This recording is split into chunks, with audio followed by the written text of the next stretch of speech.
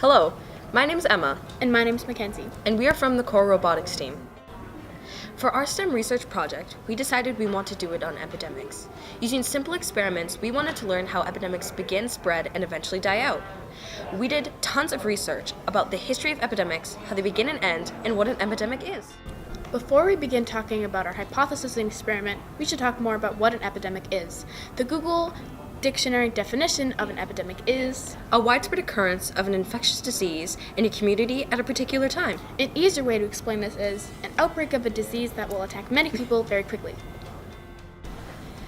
Epidemics can spread in many different ways, through bugs, bodily fluids, genetic mutation, and migrating animals. It's happened many times before, like the West Nile virus that spread through mosquitoes, or the recent and tragic Ebola crisis that spread through bodily fluids. All of these examples are more recent events, but early humans were always exposed to disease. We made ourselves more acceptable to disease when we started living in closer towns and communities. That's why we based one of our 3 experiments on epidemics spreading through plane travel. After researching the topic, we came up with a hypothesis. If you were in closer contact with large groups of people, then you may be more at risk to spread a disease. Our experiments went like this. For the standard disease model, each kid would stay sitting down. I would choose one person to stand up and they were infected. That was step 0. That first person would then infect 2 people, and those 2 people would infect 2 more people. We had close to the same model for every single one of our experiments.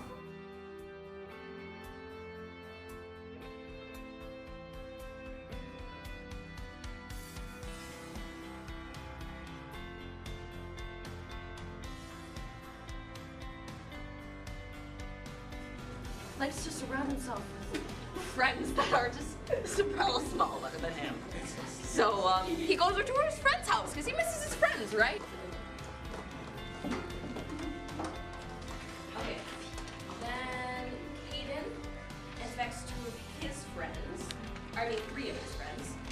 Ava, Haley, Abraham. I'm just going through everyone.